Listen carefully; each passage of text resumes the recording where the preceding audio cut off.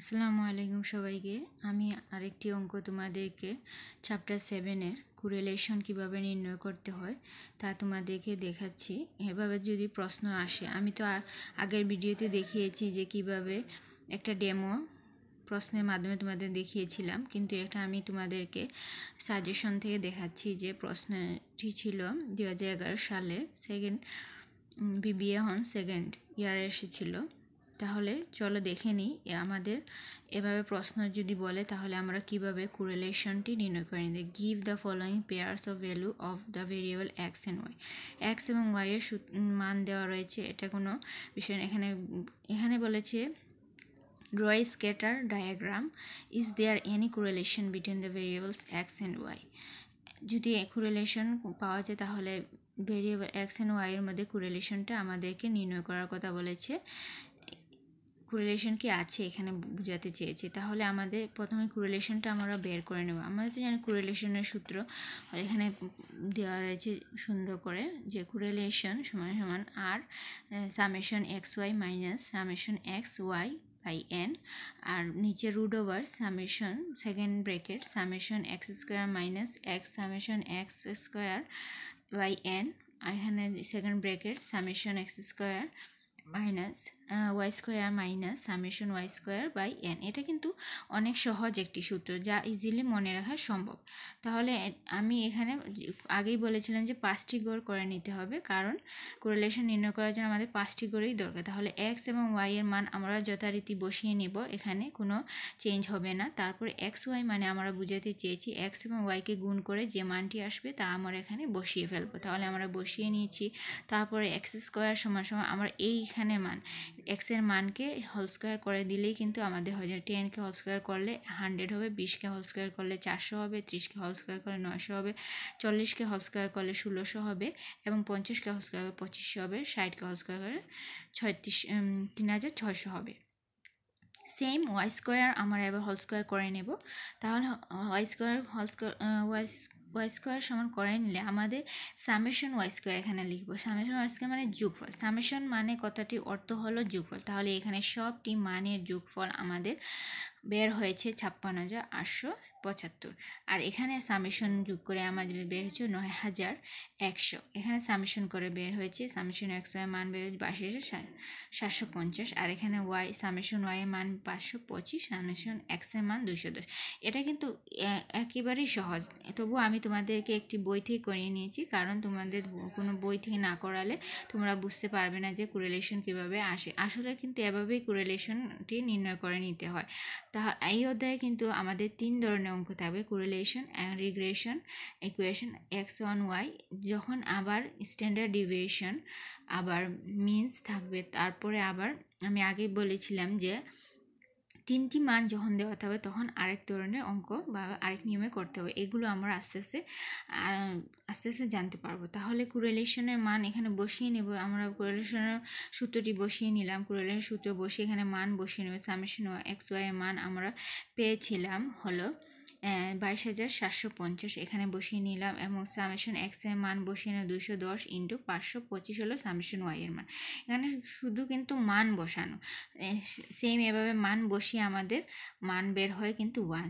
Coefficient of কোরিলেশনের মান বের হয়েছে 1। এখানে কিন্তু আমাদের বলেছিল ড্র এ স্ক্যাটার ডায়াগ্রামটি আমি এখানেই বুঝিয়ে দিয়েছি। এখানে ডায়াগ্রাম এভাবে তোমরা ডায়াগ্রামের লেখচিত্র মাধ্যমে তোমাদেরকে দেখাতে বলেছে, যা বাংলায় লেখচিত্র ডায়াগ্রামকে বোঝায়। তাহলে এখানে আমরা এভরি 5 স্কোয়ার সমান সমান X Y axis represent 10 unit, মানে 10 ইউনিট করে 5 ও এক্স এর মান 10। ব্যবধান হলো আমাদের এক্স এর মান 10, 20, 30, মানে এখানে ব্যবধান হলো 10। আর ওয়াই অ্যাক্সিস রিপ্রেজেন্ট 25 ইউনিট, মানে 25 ব্যবধান, যেমন 25, 50, 75, 100, এখানে 25 25 ব্যবধান হিসেবে ধরা হয়েছে। তাহলে এখানে আমরা বুঝিয়ে নিচ্ছি। এখানে এখন আমরা কিভাবে প্রোগ্রাম, এখানে মানটি আমরা ওয়াই এর মানটি বসাবো। আমাদের ওয়াই এর মান আমরা পেয়েছিলাম যে আমাদের 25 পেয়েছিলাম, তাহলে আমরা 25-এর জায়গায় বিন্দু দিব, তারপর 50-এ, তারপর 75-এ, তারপর 100, তারপর 25, মানে ওয়াই এর মানটি আমরা সচরাচর এখানে বসিয়ে দিয়েছি। যেহেতু আমাদের সমান সমান কোরিলেশন 1 বের হয়েছে, কোনো তফাৎ নেই, সেহেতু আমরা এভাবে বের করে নিলাম। এখন আমি তোমাদেরকে আরেকটি প্রশ্ন তোমাদেরকে দেখাবো যে কিভাবে রিগ্রেশন ইকুয়েশন নির্ণয় করতে হয়।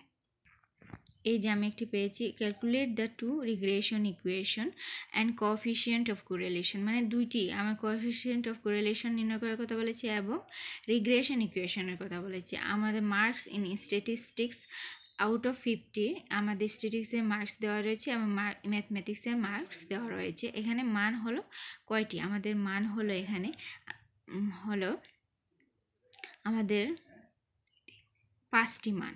তাহলে আমরা 5টি মান লিখে দিলাম। তাহলে আমরা কিভাবে এটা নির্ণয় করব আমি দেখিয়ে দিচ্ছি তোমার।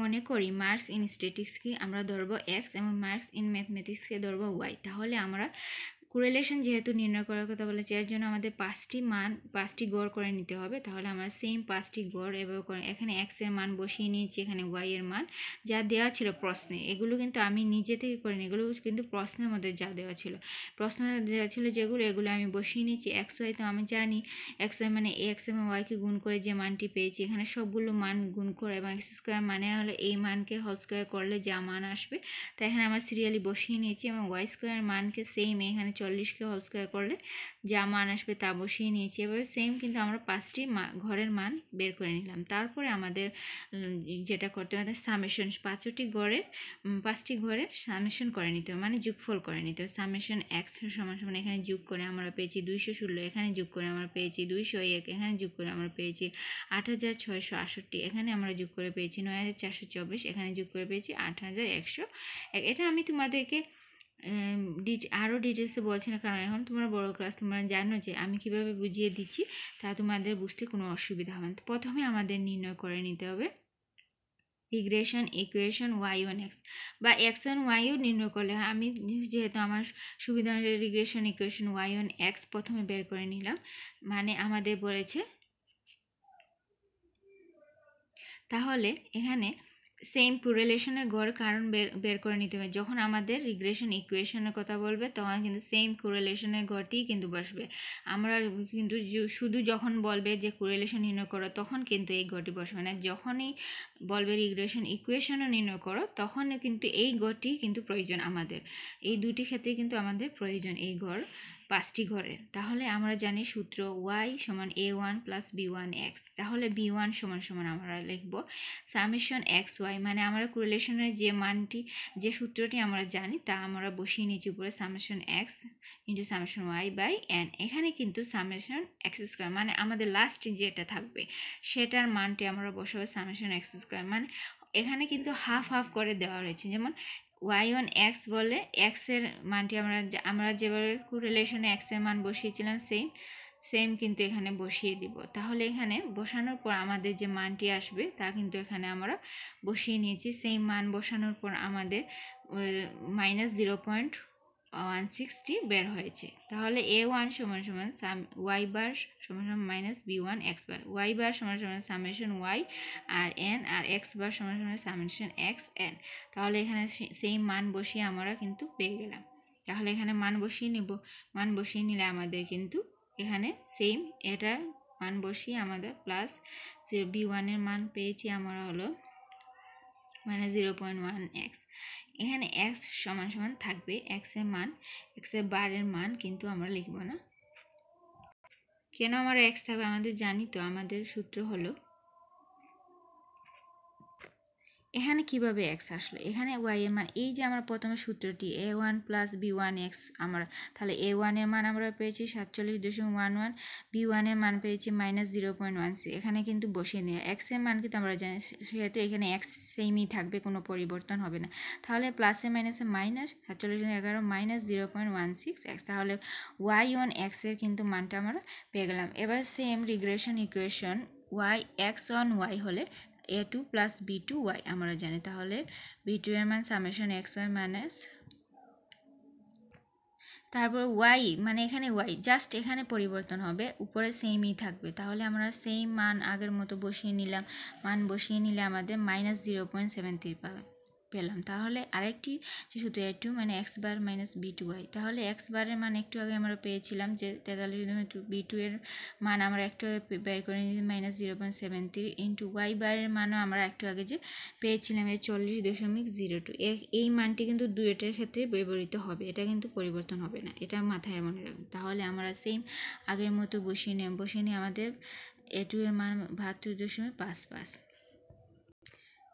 বের হলে তারপর আমাদের সূত্রটি a1 প্লাস b2 ছিল, এখানে a2 প্লাস b2 এর মান বসিয়ে নিয়ে এখানে y কিন্তু সেম দেয়, y এর মান যেহেতু পাইনি সেহেতু y থাকবে। তাহলে কোরিলেশনের মান এখানে আলাদা, b1 into b2 root over দিলে কিন্তু বের হয়ে যাবে। b1 এর মান -0.16, b2 এর মান ছিল -0.73, তাহলে এখানে 0.35।